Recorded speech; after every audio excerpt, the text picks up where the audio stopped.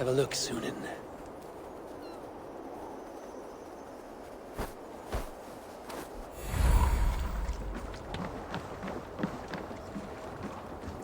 Are you one of Harald's men? I am. The king wishes to make a survey of the land he now rules. Nothing more. Let me ask, are you one of the conquered? Did Harald take your lands as well? No. My family has lived under his banner since the days of his father, Halfdan the Black. Well, welcome to Fornburg, warrior.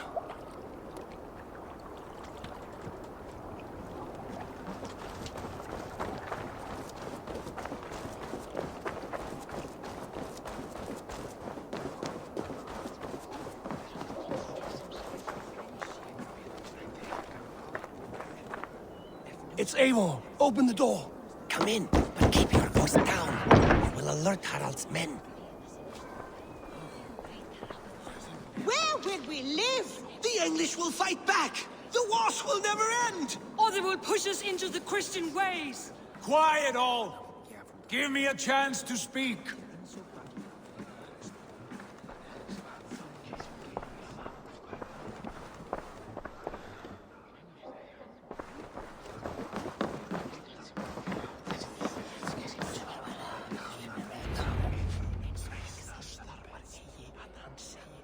2 days ago, we rid this land of Kjotve and his dogs.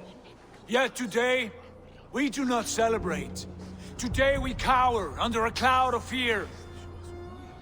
But it need not be like this. We are not the heel-trodden subjects of a boy king. We are the Raven clan. Our destiny is our own. Did you know about your father's oath to Harald? I did not. And for that my anger burns hotter than any man's here. But I will not let that drive me into despair. We cannot stay in Norway. Not under Harald's boot. Not without fueling more war. So we push forward. To newer lands. To England. And there make a new home. A kingdom of our own. The sons of Ragnar Lothbrok have been in England 8 winters already. Is there any land left for a clan of our size? More than enough, wife. Of the 4 kingdoms of England, only one is truly pacified. I have no desire to wear Harald's leash. I like this idea. A saga for the ages, I agree. It will take time and resources to build ourselves a new home, but the riches taken from Kjotve's raid would suffice. No. That belongs to my father, as a fair compensation. In England, we must start anew. You would start us with nothing, in a land we do not know, among people who hate us? Kjotve's riches would go some way to easing our passage, Sigurd. I bested him. It is within my rights to claim his goods. Our leaving must not be an assault on my father. It is a time of renewal for us.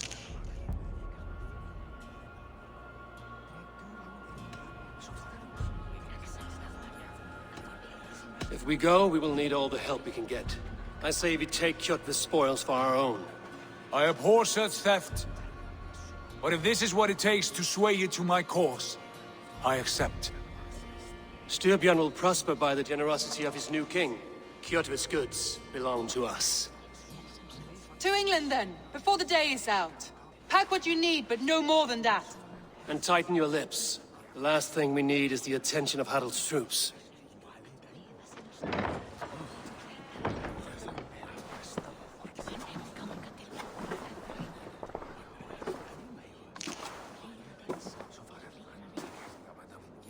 How much did you hear?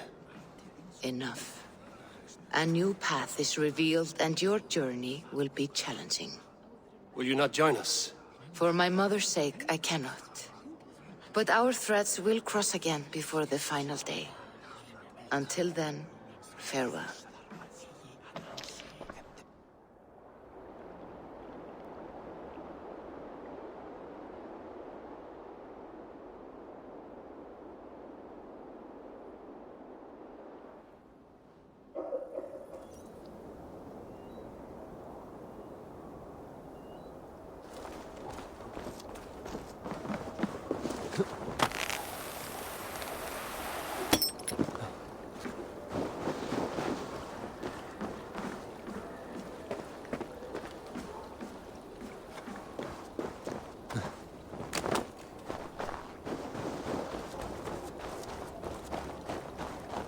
don't like the way those soldiers watch me. I find it flattering. You think one will marry you and carry you off to the capital? Would he? He would take his pleasure and move on, you moon-eyed magpie, leaving you with a little soldier to raise by yourself. Hefur batnað hitt síðasta. Minni verkir árdegis. I need your eyes, my friend.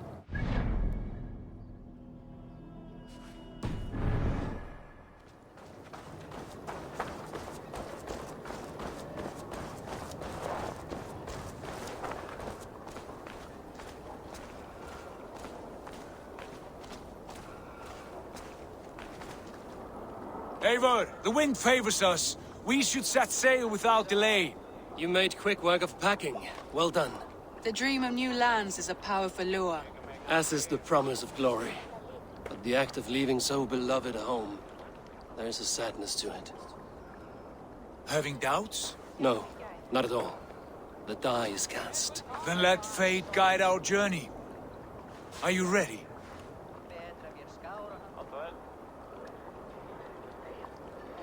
I'm ready. Let us take to the water and leave unbothered while we have the chance. That chance is past. Look! Fate flies on swifter wings than we. King Harald's banner.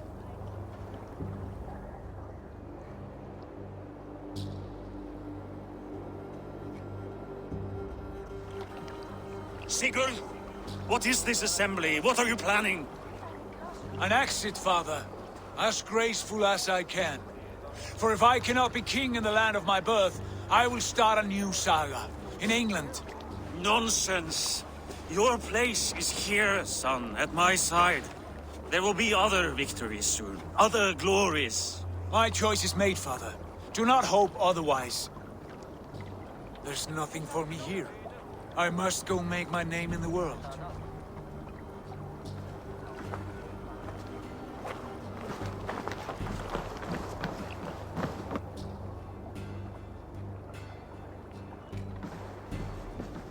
And you have plundered Fornburg's resources, I see.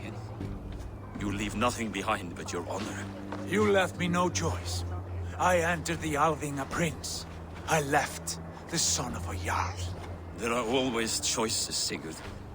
I will not stand between you and yours, but I do not accept it. 17 winters ago, I opened my door to you, Eivor. And now, your only thanks is to rob me? I should have left you to the wolves. Sad old elk. Do not carry his words with you to England. He brought this day upon himself. I know.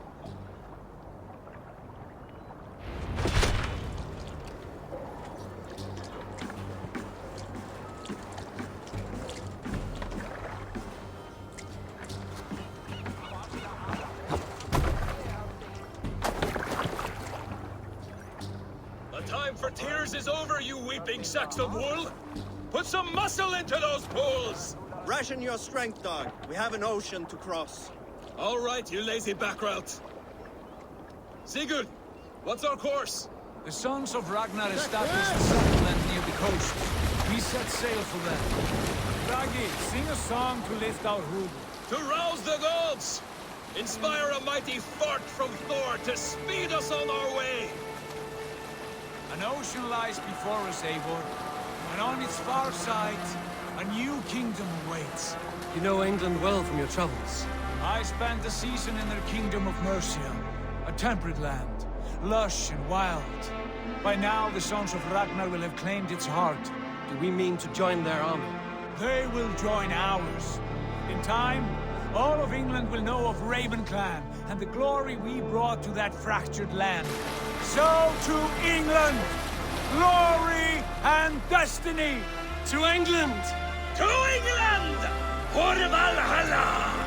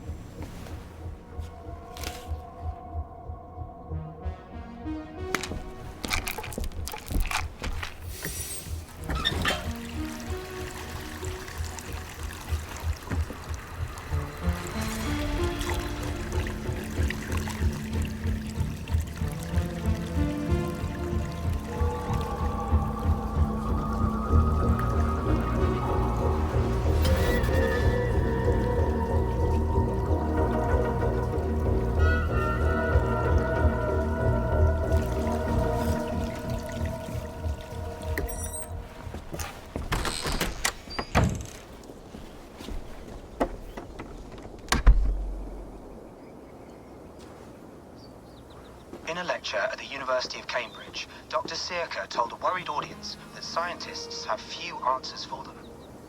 Since the mass coronal ejection of 2012, the strength of the Earth's magnetic field has increased by a factor of 50,000. This has resulted in huge disturbances in radio and satellite communications, dangerous bands of radiation around the poles, and as we can all see from our window, an aurora borealis that never burns away. Unfortunately, we are stumped as to why this is happening, and if we cannot find an answer soon, it may change the way we live, the way we communicate, even the way we evolve, forever.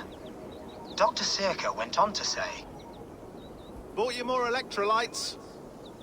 Oh, new and improved citrus flavor." Thanks, Sean.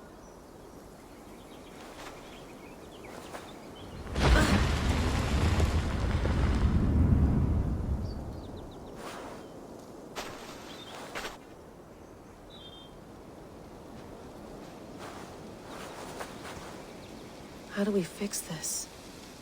How are you the key to everything?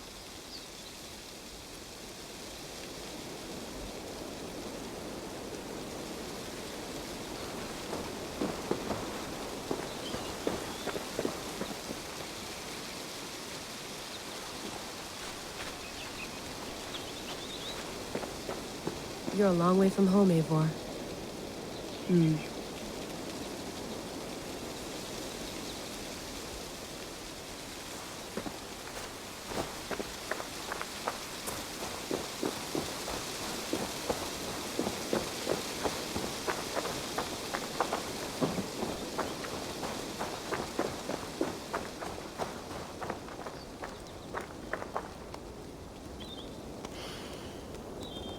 I should do this more often.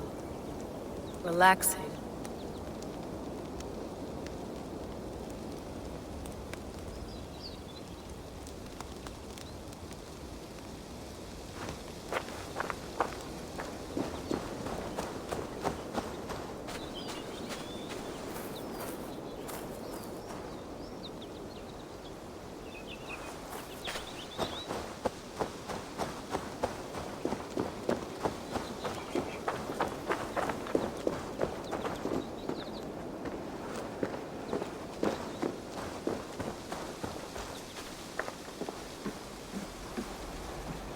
Love to play around, but I have bigger things on my mind.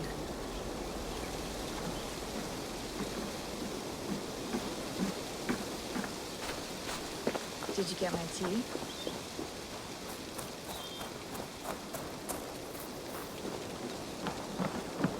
Oof. I'd rather walk into town than use this.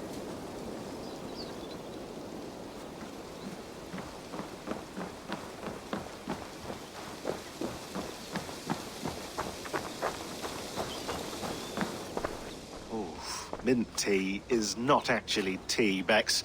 It's an infusion. It's really just dirty, minty water. I don't care what you call it, Sean. Did you buy any? Of course I did, love. Hey, sorry about pulling you out. The generator was sputtering. That's fine. I needed air. How was the Animus data stream? Comfortable? Felt pretty stable after a while. Good. Just give me a sec and you can jump back in.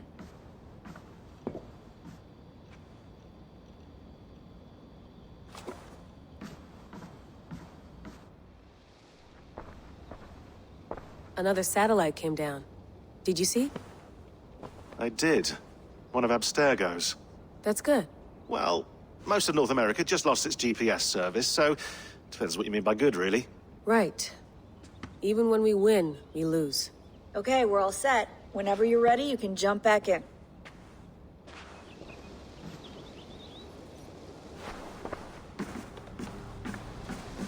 You gonna put this in the fridge, Sean? Of course. In half a minute. Remember, tomatoes go on the counter, not the fridge.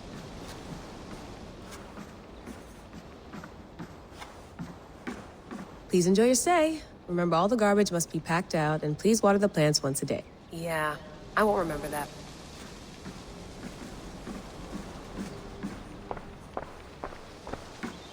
Sean has been busy.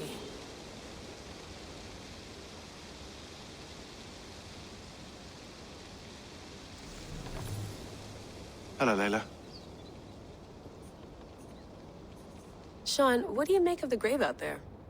Well, it overturns a few hundred years of scholarship about the first Europeans to set foot in North America. Apart from that, it's just a bunch of muddy bones, isn't it? Can we talk about this thing on my neck for a second? Ah, the mood stabilizer. Yes. It's not harmful, is it? I mean, I feel good, but I want to make sure there's no side effects. There shouldn't be. It's only blocking outside signals, a passive effect. So the staff doesn't, you know, mess with you.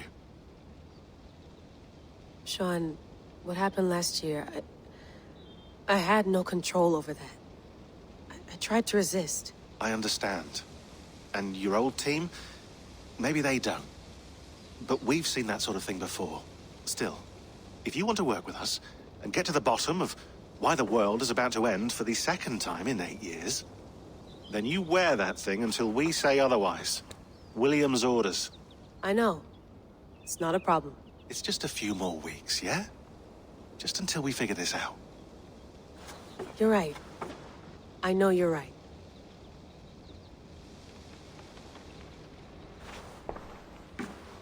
You mind if I put some music on? Go for it. Cool.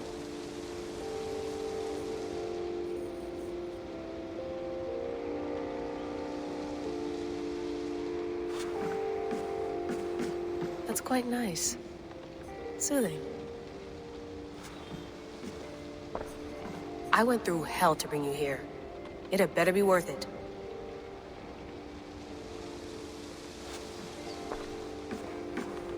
Sean, don't forget to water the plants while I'm under, okay? I'll add it to the calendar and tattoo it on my leg.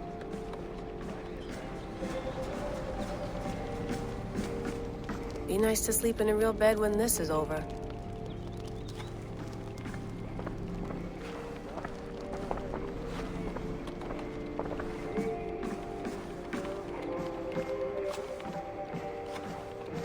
Feeling okay? Better. But I'm worried that it could happen again. The 2 data streams. I can't promise it won't.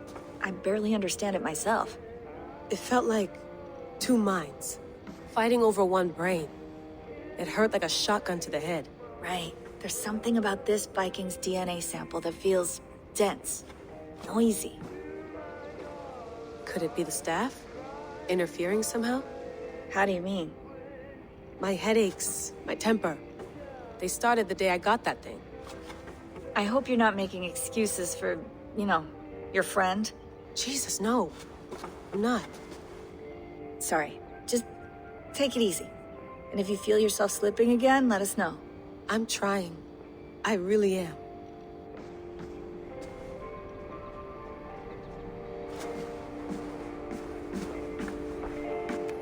Let's have a look.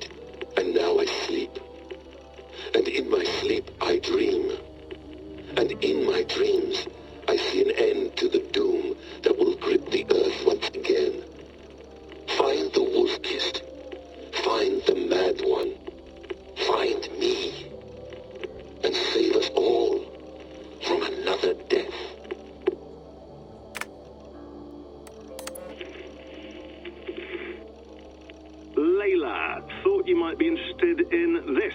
Conversations that Bex and I had with Desmond back in 2012. December, I think. Just candid talks, that's all. We didn't square any circles or write any beat poetry. But he did have some interesting insights into his time in the Animus. and what it means to be an assassin. Anyway, have a listen. You might find you and he had similar experiences, so, well, let me know what you think. Unless it's to tell me I sound like a total prat in these recordings. If that's the case, just say nothing. I mean, I did have a slight cold at the time I recorded these. That's probably why I sound odd. Anyway, okay, I'm done anyway, so turn off. Turn off. Oh, it's actually just a button. Sorry, here we go.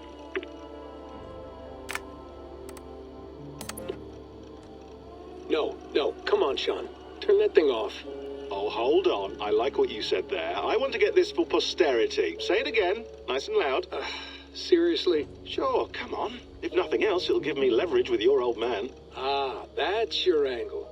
Nice. What I said was, I wish I hadn't been born into the Assassins. I wish I had chosen this life.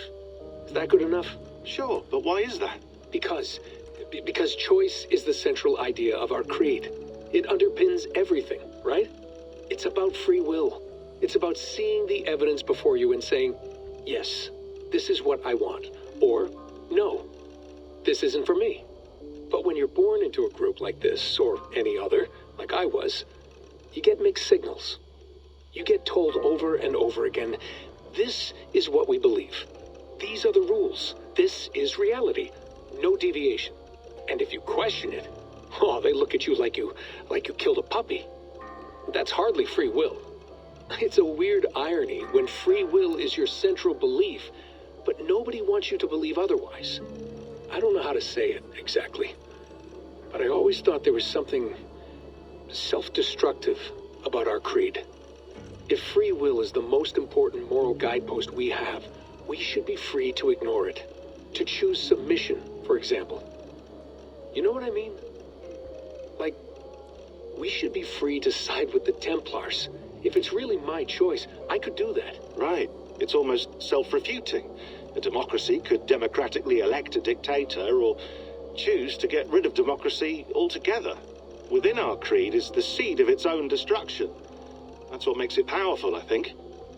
And fragile. Right. The more freedom you have, the more risky it is, you know?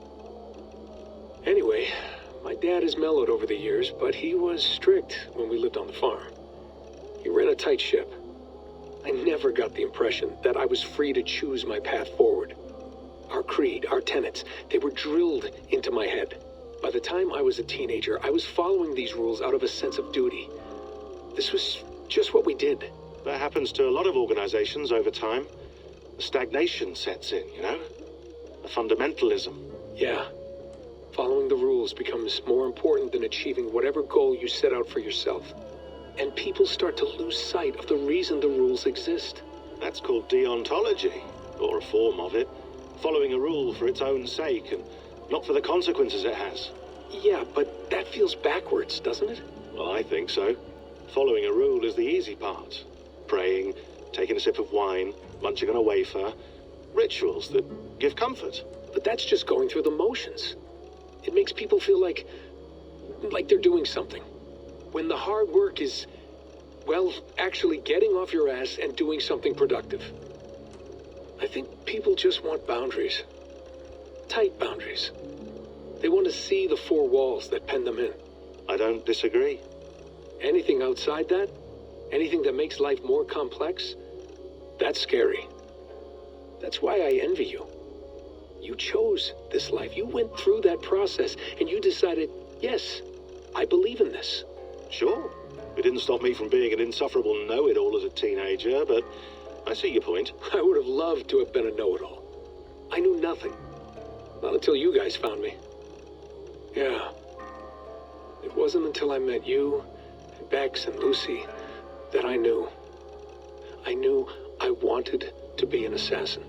Oh, thanks, Des. Come here. Bring it in, bud. I don't normally like touching, but we'll make an exception now. I am not hugging you. You sure? Because I smell very nice today. Can you just turn that off?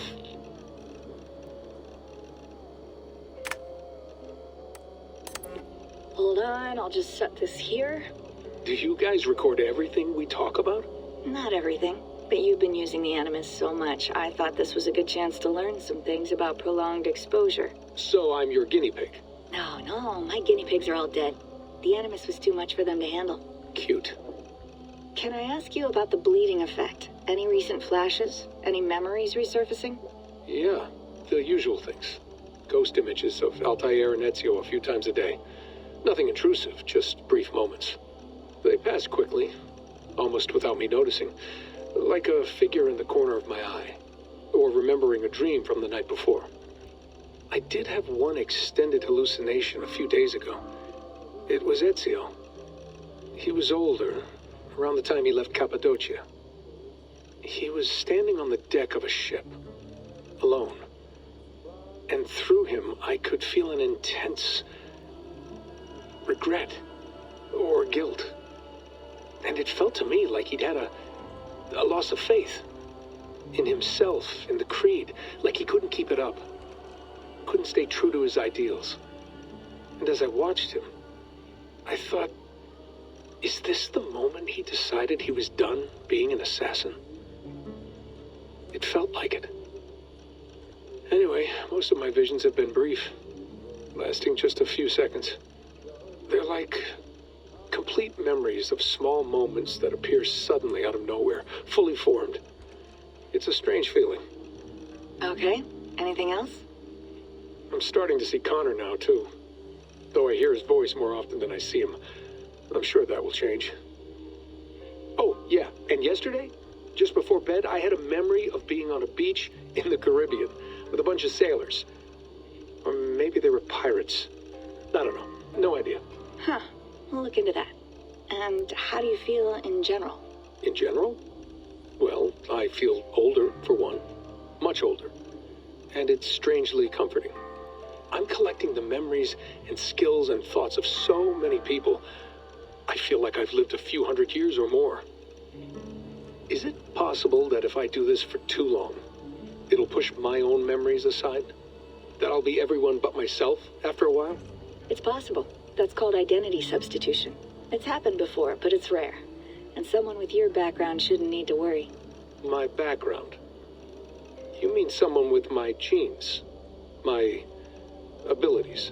You have ASUS DNA, and that lets you see things and do things and withstand traumas that other people can't. And I can suffer in ways that others can't. That's not something to be proud of. You mean the apple? Yeah. It has a pull, Bex. It tugs at my brain. It talks to me. Teases me. Drives me mad. And what I did to Lucy... God damn it. Nothing is worth the damage I did. The pain I caused. I know. But you're special. That's the point. I'm not special, Bex. I'm lucky. That's all. I understand. We're assassins. It's our creed that makes us different, not our genes, not our blood. Anyone can join us. That's true. But let's leave that aside for a second. What I want to know is, have you ever had any ASUS memories resurface? ASUS memories? I don't think so. I can't even begin to imagine what that would feel like. I think you'd know if you did. Maybe one day. We might be able to induce something. Jesus, let's fix the world first, okay? Before we start digging up my ancient ancestors. Deal. With my luck, I'll be related to some third-rate ASUS like Sisyphus or something. Way to aim high, buddy. Hey, you gotta.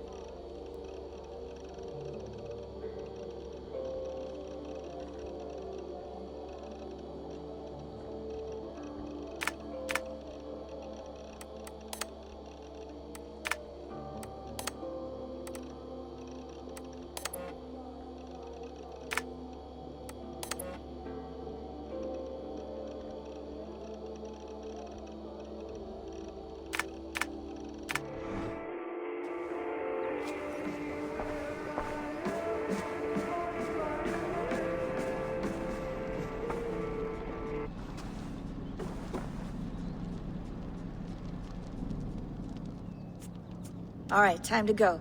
Norway to England takes about a week by long ship, so I'll scrub ahead.